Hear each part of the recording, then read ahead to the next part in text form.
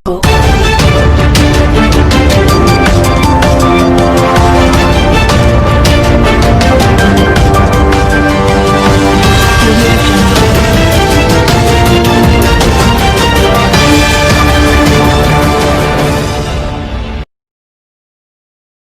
की टक्कर से हुई स्कूल शिक्षिका की मौत। फिरोजाबाद थाना जसराना क्षेत्र नगला बड़ा गांव के पास ओछा रोड पर डंपर की टक्कर से एक स्कूल की शिक्षिका की मौत हो गई। शव पोस्टमार्टम के लिए जिला अस्पताल भिजवाया जा रहा है। बताते चलें कि थाना जसराना क्षेत्र नगला इमलिया निवासी 30 वर्षीय पिंकी पुत्री सुरेंद्र सिंह स्कूल में शिक्षिका थी।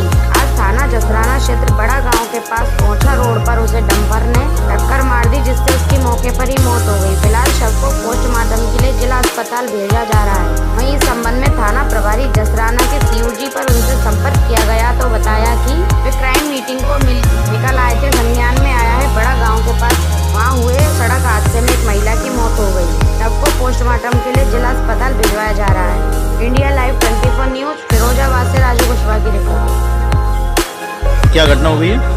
बड़ी गांव से स्कूल में पढ़ा के लौट रही थी, चंचल उनके साथ था और जब उधर से वो आ रही थी तो ट्रक वाले ने टक्कर मारा।